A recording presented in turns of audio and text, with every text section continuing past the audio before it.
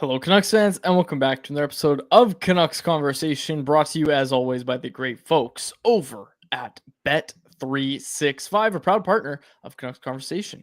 Open an account with Bet365 today and bet on a huge range of markets. Whatever the moment, it's never ordinary at Bet365. Be sure to use code NATION when you sign up for an account. My name is Dave Quadrelli. Joining me is technical producer Jacob Lazar, who's going to act as a bit of a second co-host today. It's a bit of a vintage episode of Canucks Conversation, but not quite vintage because unlike when this show started, it's not just going to be me talking to myself and one guest, but like when this show started, I am going to be talking to a guest. I'm very, very excited to do it. We're going to be chatting with Shannon Skaines, aka The Hockey Guy, over on YouTube. Over 300,000 subscribers. We're super well known. We teased it yesterday in the chat, and everybody was super excited to hear that Shannon was going to be joining us. He's going to join us in about 3 to 5 minutes time. Super looking forward to this conversation. Shout out Jacob Lazar helped set that one up, and we're both excited for that one.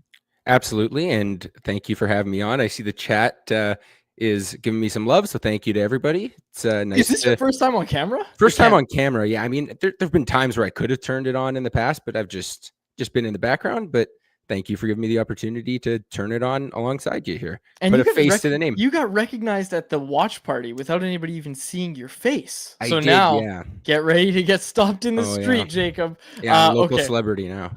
Let's get into Canucks versus Bruins quickly before we welcome Shannon to the show.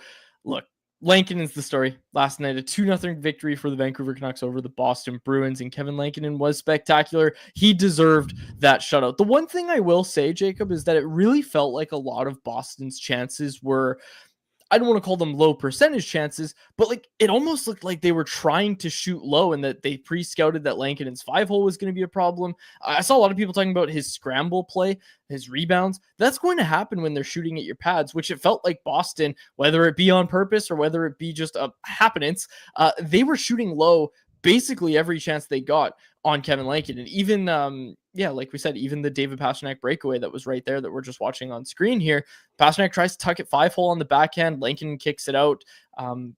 It was a good start for Lankinen, but I was a little surprised at how Boston attacked. I thought they could have done some things differently. The one thing I will say about this game was that it gave me real vibes to the bubble playoffs. I wrote about this in Instant Reaction that the Canucks were locking it down defensively. They did well against Ottawa to do the same thing as well, but they were really locking it down. They were guarding that home plate area, or as Rick Talkie likes to call it, the guts of the ice, and they were really just playing this brand of hockey where it was, okay, we can't give up anything, and they score their power play goal, they add the empty netter, and they leave Boston with 2 points in a night where they were outshot by a fairly wide margin. So that one, again, you get a stellar goaltending performance. You get the defense playing this lock it down home plate style of game.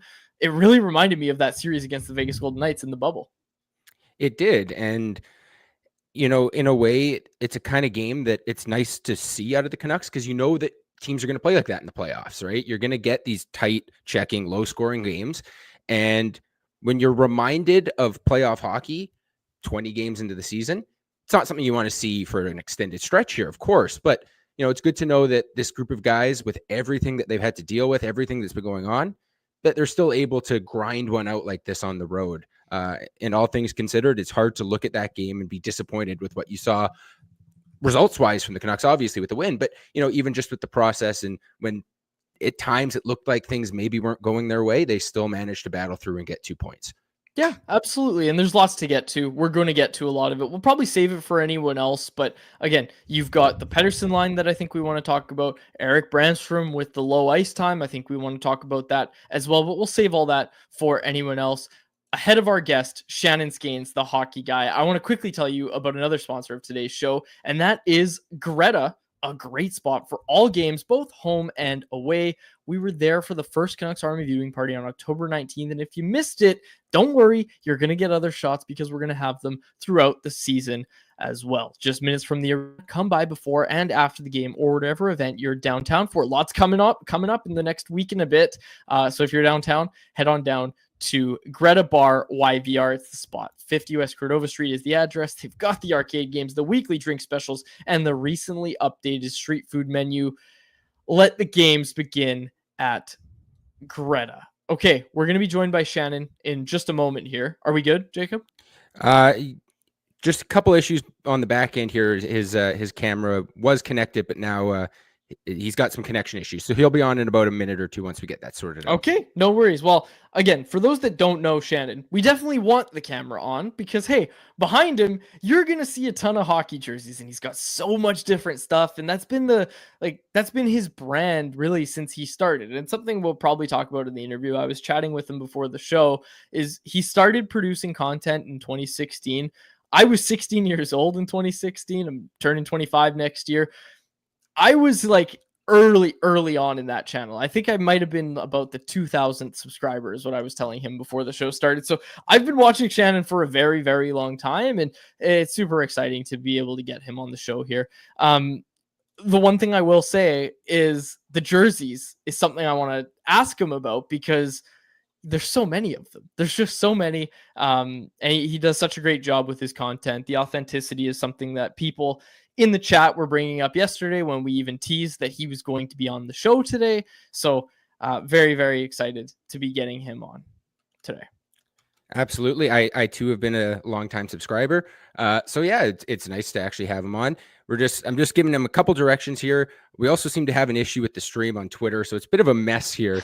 Of course, the one day when I'm on camera and I'm having to look over at my other monitor and try and get everything figured out. Yeah. And this is the thing, like Riot brought this up in the chat. The hockey guy.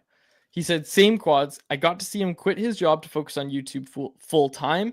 And it was super cool to see. Like, again, right before we started, like I was chatting with Shannon. Camera was working fine there. That's too bad that we're having troubles now. But when I was chatting with him before the show, like, I mentioned the things that I've seen him do over the years, and for him to be able to create content full time, it's so awesome to see just someone that really just hard work, right? Just worked hard, put content out there.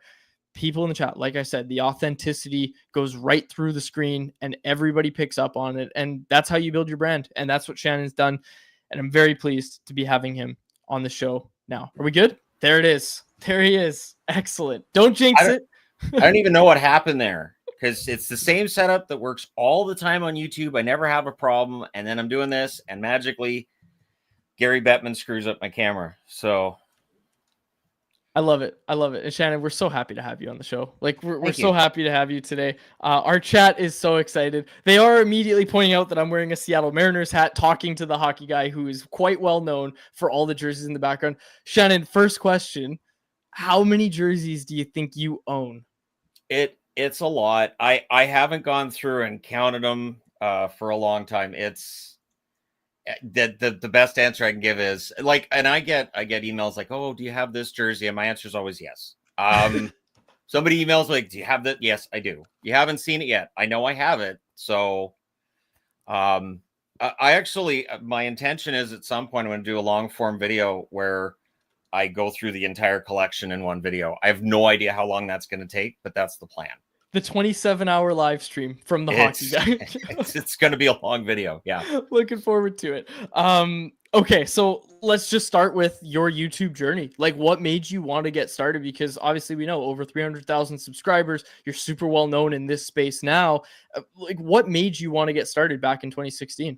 It's funny. Last night I went to, they had a YouTube like creator event in North Van. And so we went to that and I was talking to some of the other creators, and a lot of people end up doing it accidentally where they upload something for friends or family. And that's what I started doing, was making videos for friends and family. I got family back east I haven't seen, so I'd make videos and vlogs.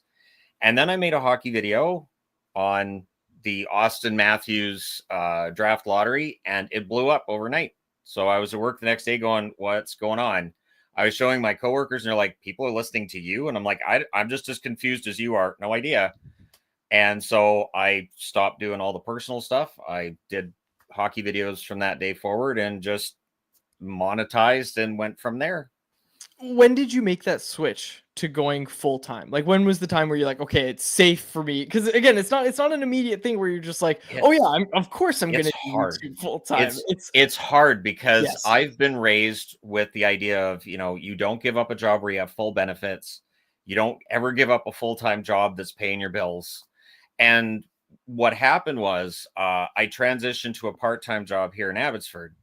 And we started doing the math and figuring out that financially, I did better on days I wasn't at work and I was doing YouTube videos than I did on days I went to work and tried to do YouTube videos around it. And then the playoffs were coming up, and I was going to be working a lot of days that there were playoff games. And we realized I had to commit. So 2018, I took the dive and went full time.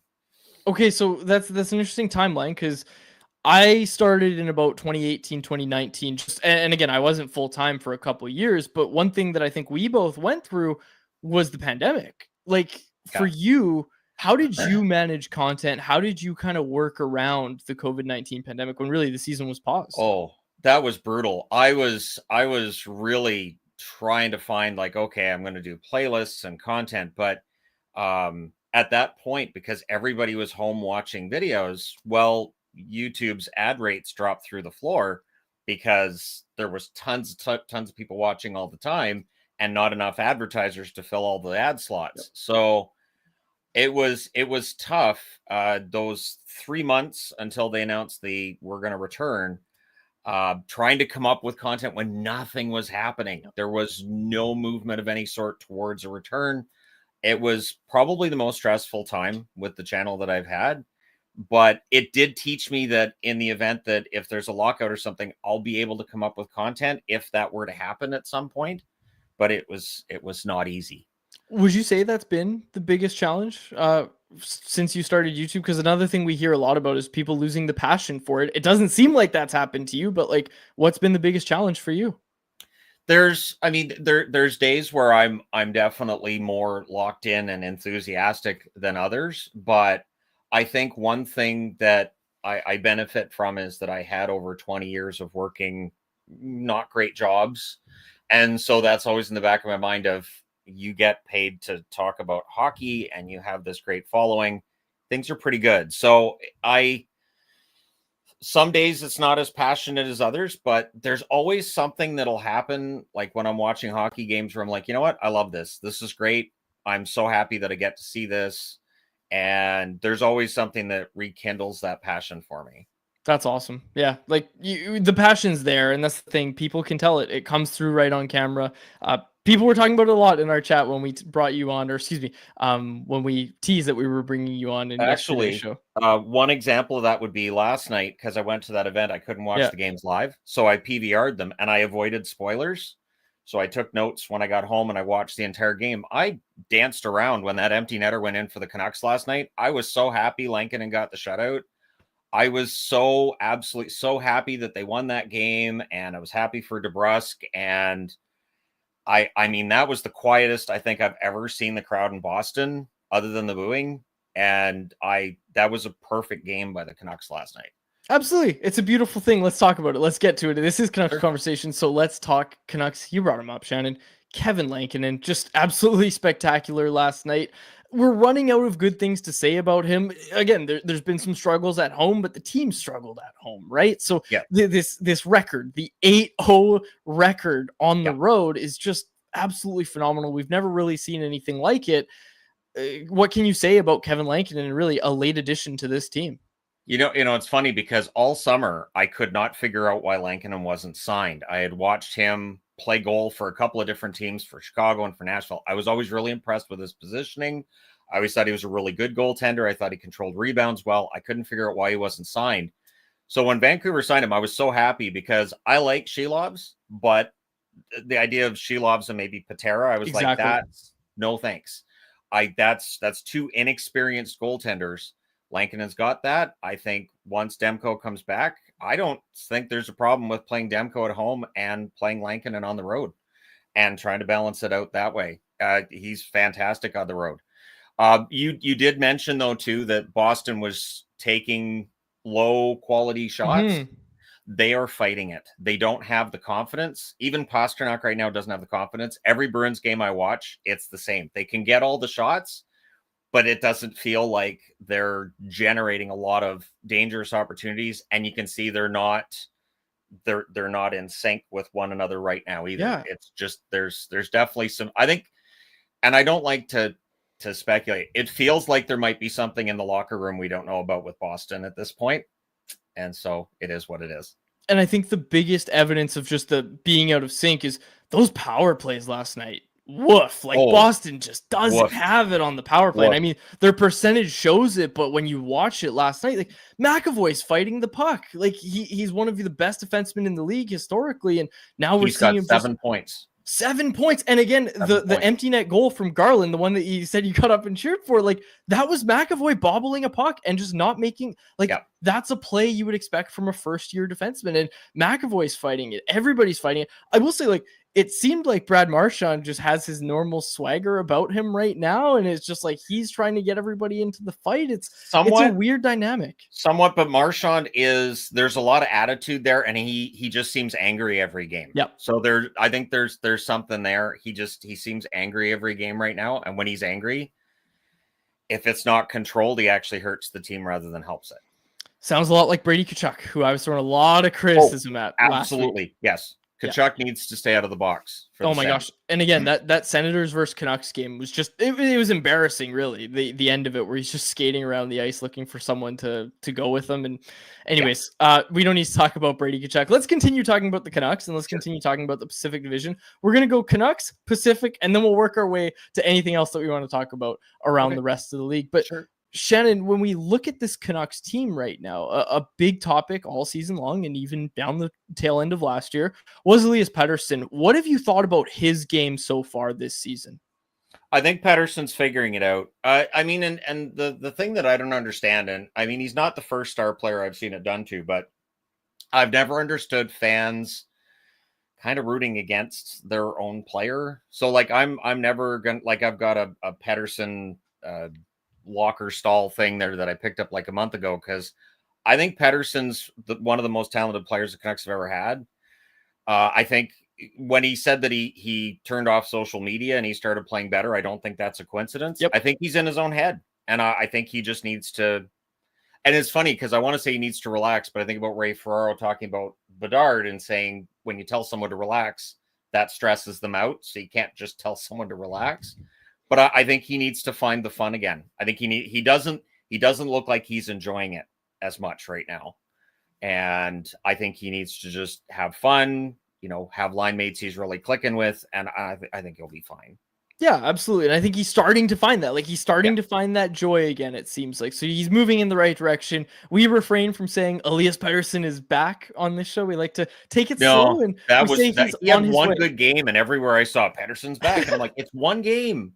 Let's cooler break. And the other thing, even that one game, like, that's not the ceiling of this player. We've seen him do even better things than he did in that one game. So I absolutely agree with you on Pettersson. Lots of questions in the chat. So we'll get to all those. We'll put those right at the end, Shannon. But on the Canucks, this one is from Jeremy Lee. So we'll read it. He said, "What is Shannon's take on the Canucks blue line and what trades Alvin should make for the deadline? Is there any target in your head that you look at and say that's the perfect fit for the Canucks and they can probably afford him?" The affording part is where it gets tricky. Like a pending UFA I would love to see in a Canucks jersey is Ryan Lindgren. I would, if the Rangers put Lindgren on the market, I would do anything I could to convince the Canucks to go out and get his services, because he's a hard-nosed defenseman. A lot of Rangers are struggling right now, so I wouldn't pay as much attention to that. But I mean, I wouldn't give up a first this year, but maybe a second round pick, maybe a prospect, and maybe somebody on an expiring contract. I'm not as worried about the defense now. I think Brandstrom's played pretty well overall, and his cap hit's fantastic for what he does. So I do think adding a guy like Lindgren, something like that. That's why I wanted Tanev back, but totally it didn't happen. Yeah, absolutely. And again, there's so many targets out there, and you just made the point of the acquisition cost is where it gets a little tricky, because, like, in my mind, there's no better fit than Rasmus Andersson, but the cost the cost of getting him, and then I know he signed through next year, which is great. That's helpful, but again, what it's going to cost to get him on the trade market from Calgary with that additional year as well. This isn't just a rental. That is going to make it very, very challenging. That's at least, I would say, at least 2 firsts for Anderson with the way he's played this year. I can't see the Flames giving him up without asking for a king's ransom, because he's been very good for them. And that's the thing is, why wouldn't they? Because there's going to be a lot of teams around the league that are looking for around line, and Rasmus Anderson's among the best, right? So, yeah, it's going to be an interesting kind of deadline. But when you look at this team, and this is the question I posed to Cam Robinson yesterday, we had him on the show. When you look at this Canucks team, Shannon, like, is it just go get a top 4 defenseman and you're all of a sudden in contending status? Yeah. During the offseason, that was something that I was hoping that they'd find a way to do. And I understand that the price of adding a defenseman is kind of astronomical. That and adding a center, the price of adding a center is really expensive. But that really is it. As long as Demko comes back and if he's able to stay healthy, and if they can avoid any kind of major injury issues, which Vancouver historically has had that at times. But yeah, I think they're one defenseman away. The Pacific is wide open. There is no Pacific Division team that I look at right now and think, well, they're really scary. So the Pacific is wide open, and if the Canucks add the right defenseman, they could be favorites to win it. Who do you think right now, like, who's your pick to come out of the Pacific? Because, like, I look at it and I say Vegas is probably the most legit team that's at the top right now. Like, they're first in the Pacific. You never count the Oilers out, and like you just said, like, the Canucks are second in points percentage in the Pacific. So it's right there for everybody, really. But who comes out of the Pacific for you? See, Vegas, I don't know if Samsonov is the guy for the playoffs. Aiden Hill has been a little better lately. So Vegas's goaltending and Edmonton's goaltending, there's obviously been issues there. So again, if Vancouver has Demko, I think that gives Vancouver something that both Vegas and Edmonton don't have, which is complete certainty in net and no doubts about who the starter is and, how all that's going to pan out. And so I don't see any reason why it can't be the Canucks. The funny thing is Calgary with Dustin Wolf, if they can stay in the hunt, who knows? But I do think Vancouver, again, it's all going to rest on getting Demko back, getting a blue liner probably at the deadline. Yeah, they can come out of the division. Dustin Wolf, you mentioned him. Probably the favorite for the Calder Trophy right now. And I have the privilege of voting on those awards. And when I did my predictions at the start of the year of who's going to be where, I thought, oh, this is Matvei Michkov's trophy to lose. Looks like he might be losing it because Dustin Wolf is just playing extremely well right now. And he's the reason that the Flames are even competitive in my mind. Yeah, Wolf has been fantastic. However, in the last game I watched of San Jose's, Macklin Celebrini's really figuring it out. The Sharks are kind of fun to watch right now because there's no pressure, and Celebrini's just got a little bit of everything. People are starting to figure out too with the analytics that he's got a little bit of grit. He wins some puck battles there. If he can stay healthy the rest of the year, it could very well be his award. Yeah, absolutely. And it's smart that you brought up Celebrini because a guy we talk about a lot on this show is Connor Bedard, Macklin Celebrini. And I feel like a big distinction between those two guys' situation, other than the fact that San Jose is technically a little bit further along in their rebuild than Chicago is just that, like, San Jose went out and got Tyler Toffoli. And I think that's a super smart pickup for a team like that to make. And I don't think Chicago has done enough to provide a good enough environment for Connor Bedard, if that makes sense. Chicago went out and they got wingers who would have been perfect for Bedard 5 years ago. Like Taylor Hall would have been great back in 2018. Taylor Hall's not that player anymore. Yeah. Nick Foligno's a great leader. He's not a top line player. Dickinson is a good third line center, and they're playing him with Bedard, which he's got some chemistry with Dickinson, but that's not an ideal situation. And so it's going to weigh down Bedard's numbers because if you're playing against Chicago, you're just going to key on 98. That's what you're going to do. It's going to frustrate him. And then people are going to be going, Bedard can't score. What's going on? So it snowballs from there. And it is, like you said, adding Toffoli, huge difference maker for San Jose. Granlund's having a career year too. Zetterlund's been playing really well. It is a very different situation Celebrini finds himself in than Bedard. Looking a little bit more at the Pacific here, and I mean, I didn't plan on bringing this team up today, but we like to talk about every team, and we brought up San Jose. Kind of the contrast to that, the Anaheim Ducks. Like, it finally feels for the first time that San Jose has got a little bit of direction. Anaheim's in this never-ending rebuild. Like, what do you make of the Ducks this season? I think they were hoping for a step from some players that they haven't gotten so far, and maybe some regression from Cam Fowler. Like, what do you make of the Ducks this season? The Ducks, they have a lot of young players. It feels like they might need a veteran who can settle things down and lead these guys. I'm not sure if and Gudas is a good captain. I'm not slagging on Gudas or anything, but they definitely, I think they need a veteran forward. They need somebody who can help with these guys, and they just don't have it. The good news is Dostal and Gibson, when they've played, they've both been fantastic. They're keeping Anaheim in the hunt by themselves. Leo Carlsson has the ability, I think, to take over the game, but I don't know if he's got the right line mates. That's the tricky part, is that chemistry. You can put it together on paper, and then on the ice it may turn out completely different. Yeah, absolutely. And I think that's what we've seen with the Ducks this season. Let's bring it back to the Canucks a little bit here, Shannon. Nils Hoglander. Right now, it's not very good for Nils Hoglander. We didn't see him in the third period against Boston. We brought it up off the top of the show. Like, they just signed this guy to an extension, a 3-year deal. Right. How does this situation in your mind end for Nils Hoglander? Because the more I see this, the more I just think, okay, like, it's going to be a trade.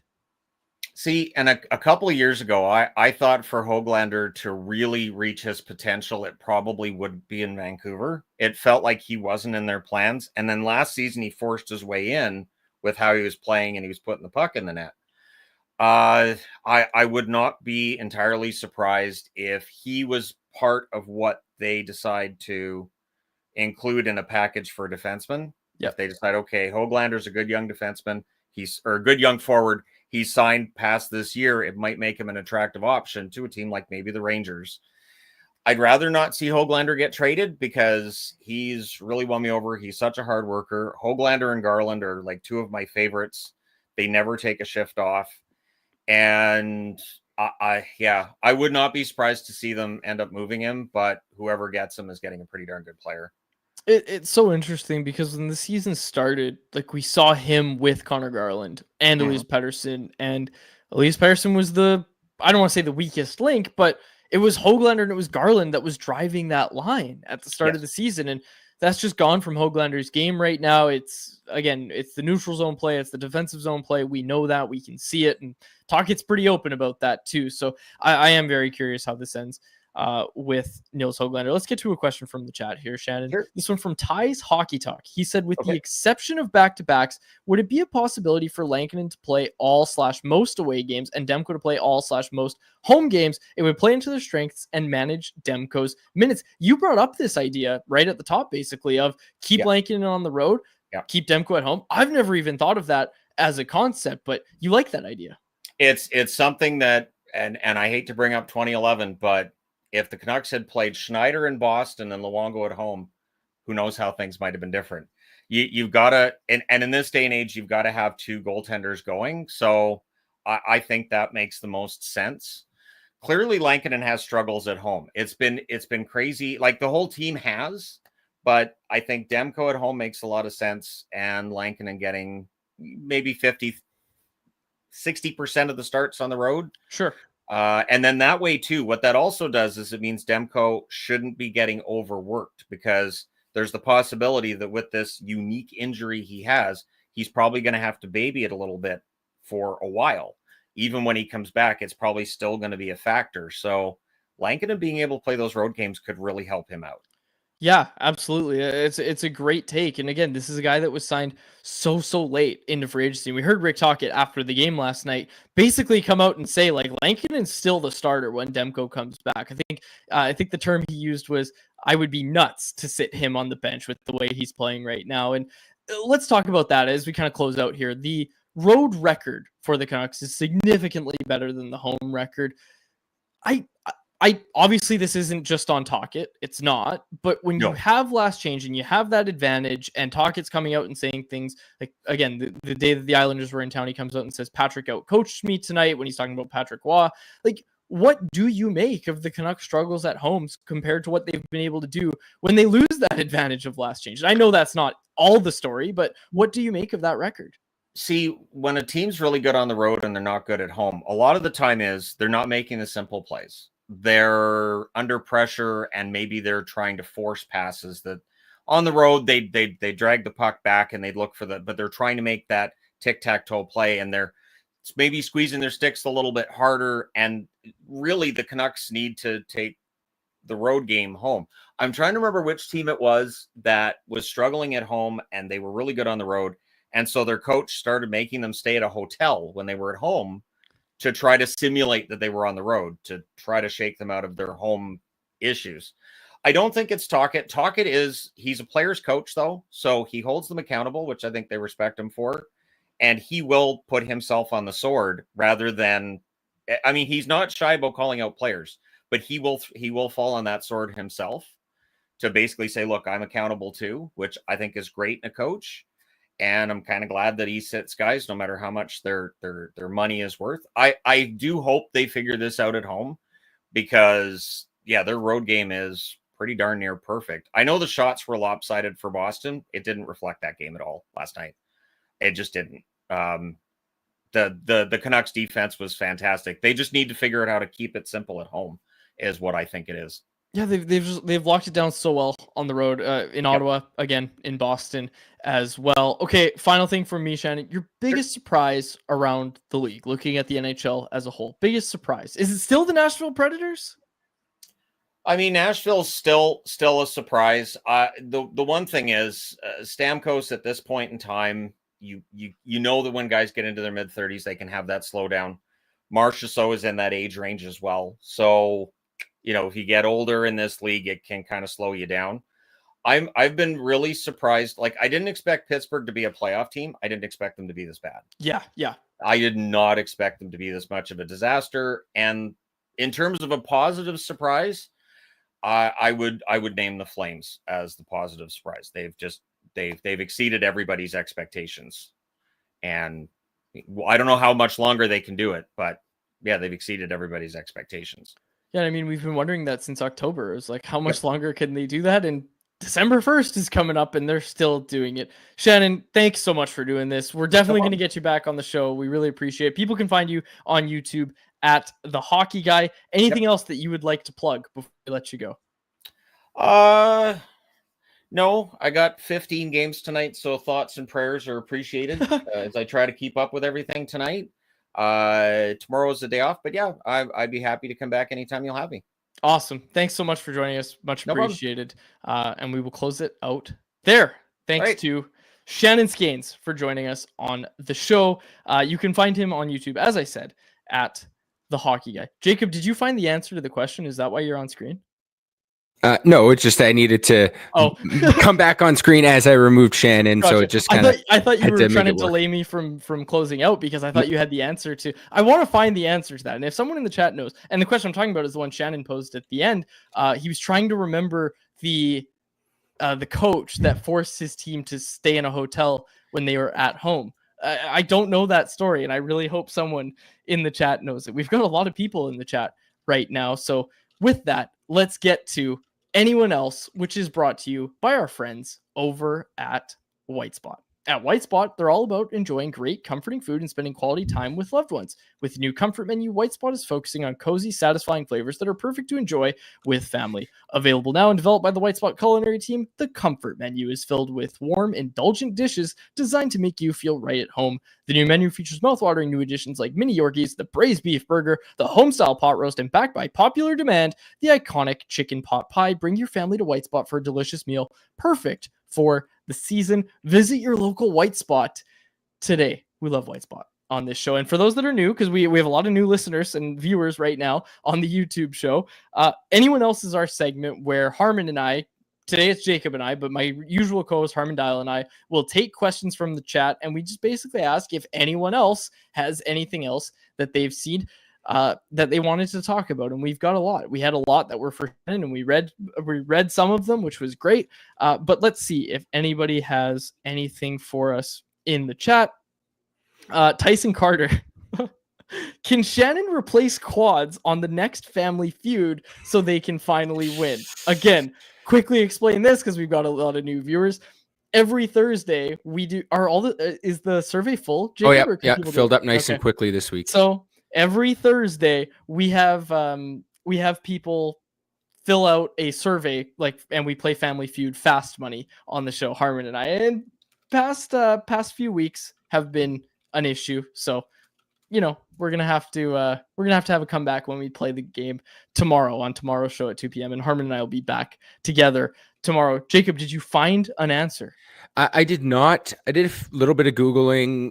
Some names that came up were Mike Keenan, and it sounds like something he might have done. That totally sounds like an Iron Mike decision. Also got some like Scotty Bowman that came up in some searches. So it's probably one of those old school guys like, Keenan, Bowman. Someone in the chat said sounds like something Torts would have done. Babcock, we had a Babcock guest. Yeah.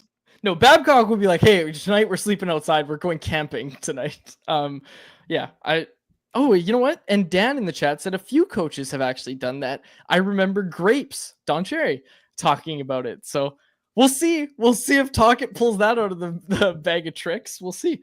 We'll see what the Canucks do to fix their home record. But Jacob, there's a couple of things that I want to talk about from last night's game. Obviously, we touched on a lot of them with Shannon, but the Canucks playing some pretty strong defense, really playing that bend but don't break style of play. Interesting to see how they attack the Pittsburgh Penguins tonight, who, again, the Penguins are a worse team. Another team that Shannon brought up in that conversation was the Penguins, and how bad they've been has been a surprise. Like, they have absolutely nothing going for them, and it's really sad. It's really sad to watch Sidney Crosby on a team that's this uncompetitive.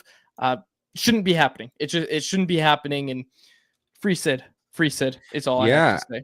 I mean, I was producing Rinkwide last night, and towards the end of the show, Jeff and Irv talked about, okay, well, we'll be back tomorrow against Pittsburgh, and they did a little bit of game preview, and some people in the Rinkwide chat were saying, like, get Sid out of there. Like, if it's going the way that it looks like it's going, it'll be so sad to watch him rot away in Pittsburgh. Now, I don't know. Part of me still thinks that, like, they're not a playoff team, but they're better than they've looked.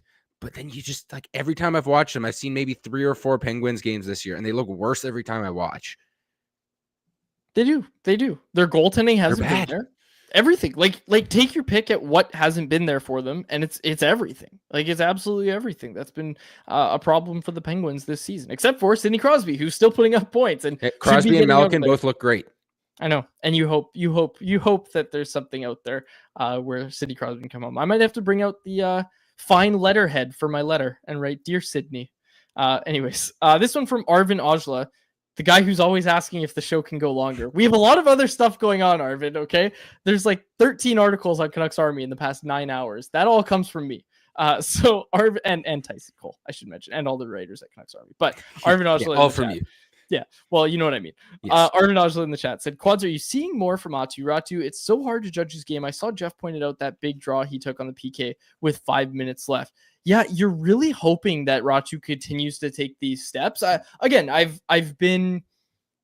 you have to be open to the idea of him going down to the AHL and continuing to figure it out. When we talk about what this team is and what could lead them to be really a real contender, I think the need to have is a top 4 defense. But the nice to have and bordering need to have is like a legitimate third line center who could be your fourth line center, but a guy like Yanni Gourde, right? Who can come in and just add to your center depth, where if Pettersson or if Miller go down, you're able to just slot that guy up and he's not super out of place the way a Teddy Bluger or a Pius Suter is. It would give you the flexibility to move Pius Suter back to the wing, which I think is where the Canucks like him more. That would presumably bump down Aatu Räty. It might bump down a guy like Max Sasson. Again, Archdeep, Baines, these guys that are on the fourth line, your fourth line gets better when your bottom line is raised, right? And that's ultimately what a trade for a third line center would do. So right now, like, yeah, I see Aatu Räty and he's winning faceoffs, which is really good, but I think you can get that on the trade market, preferably a guy who's right-handed. You can get that on the trade market. And I think ultimately, like, that's the nice to have for the Canucks is unless Räty takes a big step, I look at that and say, like, that's the thing that could really put them over the top. Yeah, I think you're right. And, you know, I'd love to see Räty work out and see him keep developing. Like, what we've seen out of Erik Brannstrom is just not normal, where you have this, like, fringe NHLer, and I know he played last year in the NHL, but it was for the Ottawa Senators. Like on a contending team, that's a fringe at best NHL defenseman. And then he comes to Vancouver and very quickly finds himself a spot on that third pair. And he was really good for a few weeks. And now he's been moved up to a second pair and he's still looking good. That's not the normal path for players. So to expect that from Ratu, I think is probably not the right way of thinking, but I would love to see it because Ratu brings, a lot of things that this team needs, like the faceoffs. When you think about what Elias Lindholm was in the playoffs last year, right? He chipped in with some offense, but he was solid defensively and he won a ton of faceoffs. Like, can Ratu get to that point by the end of the year? And I'm not saying that he's Elias Lindholm, but I'm just saying hey, by the end of the year, you have a guy that if you needed to move him up to the second line for a game, he could do it. Probably not this year. Yep, exactly. And as much as I would love for it to be this year, I think you will have to look at the deadline for another Elias Lindholm light, someone who you're not going to have to give up as many assets for, but still to fill that role of two-way center, good face-off guy that can move into the top six when needed. And hopefully Ratu's a guy that in coming years develops into that role internally for the Canucks. And again, Arvin pointing it out as well. Ratu's north-south game is getting really solid. It's great. His forechecking ability is really good, and you are seeing it. So, yeah, we'll see. I could think of another center that they could go get in Sidney Crosby. Nar saying, sell the farm, bring Crosby home. Again, we're looking at more low-cost ideas, not someone that you're going to have to sell the farm for. Okay, let's see. Yeah, this one from Couch Rico. Let's talk a little bit about tonight's game against the Penguins. He said, is Sasson getting in tonight? If so, who comes out? My expectation is Sasson plays tonight. That was heavily hinted at by Rick Tocchet. I don't know if any information ahead of the game has come. They didn't have a morning skate today, so Tocchet isn't going to do his media avail until an hour and a half before the game. So we don't have any information just yet at the time of this recording. But Jacob, I really think Sasson gets in tonight, and who comes out? Nils Hoglander didn't play a shift in the third period. He didn't play. His ice time was low. I look at Nils Hoglander, and I was saying it before yesterday's show. I said, if I'm Nils Hoglander, I'm looking at that game against Boston and saying, I need to have my best game and I need to really come out. He didn't. It's simple. We can just leave it at that. He didn't have that game. He's going to be the healthy scratch tonight, is my guess, if Sasson gets in. I think Sasson gets in. So Nils Hoglander is my guess is the healthy scratch tonight. But we'll see. Again, I'm not going to fight with anything in the chat that says it should be Arshdeep Baines. I get it. Like, I get where you're coming from. But at the end of the day, go back to the conversation Harmon and I had yesterday and the one we've had many times. The coaching staff looks at what is this player's bottom line. And with Hoglander, it's a player who's often out of position, sometimes doesn't try hard enough on the back check and misses his marks, and then ends up with a puck in the back of the net. That doesn't happen too much when Arshdeep Baines is on the ice. So I think that's where the coaching staff is coming from, even if I don't necessarily agree with the way they put that. So let's see about Pittsburgh tonight. What else is there about Pittsburgh? I wanted to quickly plug this before we close out here. Great goaltending performance in Vancouver last night. Great goaltending performance in Bakersfield last night. And it wasn't in Vancouver. It was Boston. But you know what I mean. Abbotsford Canucks goaltender Nikita Tolopilo. You can go read about it right now at CanucksArmy.com, as I did. He stopped 34 of 35 shots in Abbotsford's fourth straight win. Jacob, like, Abbotsford couldn't string together any wins this season so far. And now they've got 4 straight. They're starting to cook. Jonathan Lekermaki's down there. Kirill Kudryavtsev had a multi-point night. Things are looking good down on the farm. And it's an interesting conversation when we bring up a name like Kirill Kudryavtsev, who, again, has played way better than his draft pedigree and has looked like someone who could be a player for this team. You look at guys like Tom Willander, you look at Sawyer Mineo, these prospects, and you say, how long is it until one of these guys can make an impact on the lineup? And we don't know the answer to that question per se, but a good thing to see is these guys like Kudryavtsev putting up the points at the AHL level. Yeah, I think we should have brought up the Abbey Canucks to Shannon. He mentioned before we went on air how he's an Abbey Canucks season ticket holder, so he would have had some good insight, I'm sure. Next time, he seemed keen on coming back on the show, so we'll have to talk some Abbey Canucks with him at some point. But yeah, to your point, Kudryavtsev is such an interesting one because I remember being at Young Stars with Dave Hall, and I was kind of sitting with him watching a lot of the games and talking and picking his brain about the prospects, and he was excited to see what Kudryavtsev looked like. And during the Young Stars portion of it, we were both quite impressed with his game. And then as you got into training camp, and then, you could tell he wasn't ready. But what he's doing in the AHL is impressive. And I don't know if we're going to see him play an NHL game this year. I would say probably not. But the fact that he's even in that conversation for a mid-round pick, a guy that really wasn't considered a top prospect by any stretch of the imagination, has now worked his way into, hey, this guy could potentially be an everyday NHLer within a few years. And that's how good teams stay good, is you find these guys, draft them mid-rounds, you're able to sign them for cheap, and they're just going to be solid middle of the lineup contributors.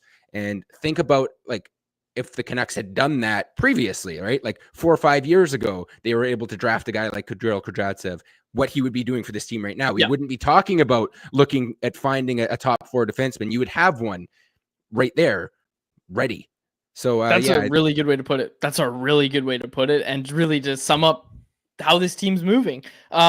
People are asking about the goaltending matchup. Yeah, is it Tristan Jarry? Do we know? Let's go check daily face-off. I don't know if it's been confirmed. We're assuming it's confirmed, but I saw Jeff on Twitter quoting a Penguins reporter looking like it is Tristan Jarry. Tristan Jarry, it says confirmed on daily face-off, so I'm going with that. Confirmed, and we are expecting Archer Shelovs tonight. RD in the chat, regular reader and commenter on Canucks Army. He was pointing out Baines plus minus, which we've talked about on this show. But the thing that I was making the point of, and he said, well, the puck does end up in the net when Baines is on the ice. The thing I was pointing out is, in the coaching staff's mind, the puck ends up in the back of the net because of Hoglander. The puck's not ending up in the back of the net because of Arsh Baines. And that's the way that the coaching staff is looking at it. You can agree, you can disagree, but like, people are wondering why Arshdeep Baines is playing in games over Nils Hoglander. Like, that's why. Go watch the games and see when Hoglander's losing his check and when he's drifting on the back check. Like, you know what? If anybody can go find me one shift of Arshdeep Baines at the NHL, hell, the AHL level, if you can go find me one shift of him giving up on a defensive play or just stop skating in the neutral zone, if you can find me one of Arshdeep Baines, I'll concede on this argument. But I can find you 2 this week of Nils Hoglander. Okay. Like, that's the difference. And that's what this coaching staff is looking at. And look, I know Nils Hoglander had 24 goals last season. I know that's what Harmon would be saying if you were here, bless his heart. But again, it's just, that's how the coaching staff is viewing these 2 players. And that's ultimately why it seems like it's going to be Nils Hoglander coming out, and ultimately why Arshdeep Baines played last night and Nils Hoglander didn't. Like, that's not by accident, folks. They were both in the lineup. It wasn't a Baines versus Hoglander thing. It was hey, we have a 1-goal lead. We need to lock it down. We can't make any mistakes. Arshdeep Baines is going to play and Nils Hoglander isn't. It's as simple as that.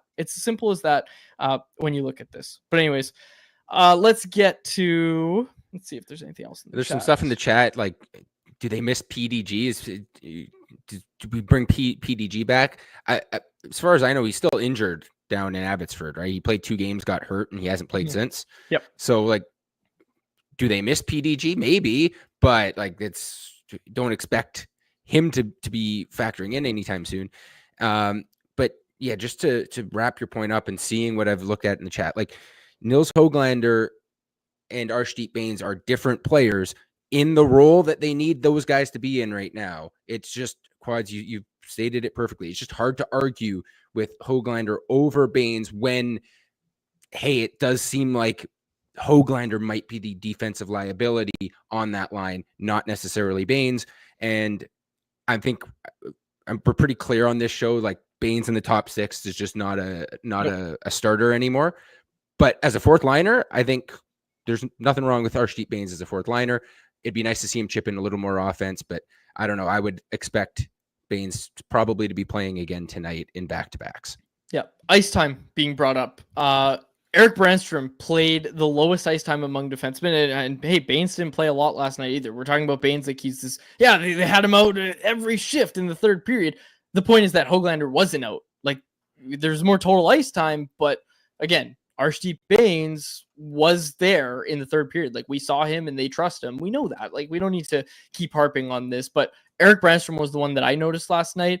Not the best night from him. I liked what I saw from him in flashes, and I honestly think the bigger thing with Erik Brannstrom is that playing him the way that they have has allowed them to split up Carson Soucy and Tyler Myers. And that's been more important in my mind, is that Soucy and Myers aren't together anymore.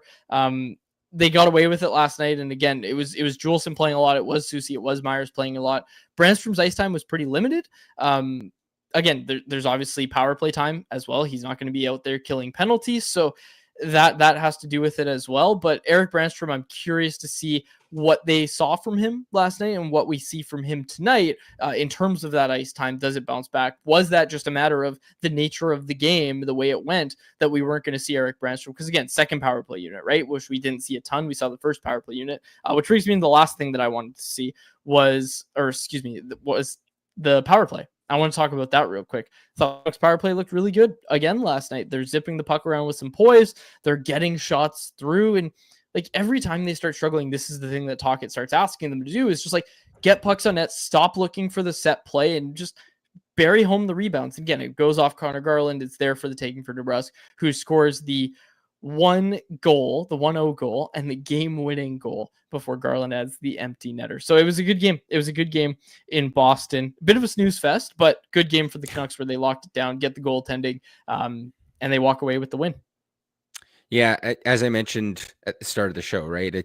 It's nice to see them win a game like that, but man, this season's going to get boring if they just start playing a bunch of like lock it down, last year low hockey, scoring, right? Last year. Yeah. Yeah, well, I mean, because last year really felt like that after that crazy start where obviously they had all those big offensive outbursts and then the scoring kind of petered off towards the end of the season. We saw a lot of that hockey. Again, it's nice to see it once in a while, just so you know that they can still do it, but certainly not the most entertaining thing to watch 82 times a year. That's very, very true. Let's start seeing some creation off the rush, shall we? Okay, let's get to our Bet365 bet of the day as we wrap up today's show. What do we like on the NHL slate tonight? Shannon said it's a big slate. It is, yeah. Nearly a full slate. Ooh, Jacob, you know what I'm taking. You know what I'm taking. Do you know what I'm taking? I don't, but I'm not going to be surprised by it based on how you're phrasing all this. Well, people know it's either going to be a Jets bet or a Flames bet. And I think we're going to go with the Jets. Taking on the LA Kings. Same odds for those two teams at -110. We're taking the Jets money line as they are in LA tonight. That's what I'm taking. -110 odds. Winnipeg Jets. That was our bet today, brought to you by Bet365, a proud partner of Canucks Conversation. Open an account with Bet365 today and bet on a huge range of markets. Whatever the moment, it's never ordinary at Bet365. Be sure to use code NATION when you sign up for an account. All right, fun show. Jacob, co-hosting debut, did a bang-up job, and you're producing in the background. Yeah, sorry, I feel like people are going to watch and they're just going to see me looking over at the other screen typing half the show, but still got to produce the show even when the camera's on. You're doing a great job. You did a great job. Shout out to Shannon Skaines for joining us on today's show. We really appreciate him taking the time. We will be back tomorrow to wrap up tonight's game against Pittsburgh Penguins. Don't start time, folks. 4:00. But we will wrap it up there. For my co-host and producer, Jacob Lazar, my name is Dave Quadrelli. Thanks so much for listening to the episode of Canucks Conversation. Canucks Conversation is live Monday through Friday, every weekday at 2 p.m. over on the Canucks Army YouTube channel. Make sure you like, subscribe, and interact in the YouTube live chat every day with us, folks.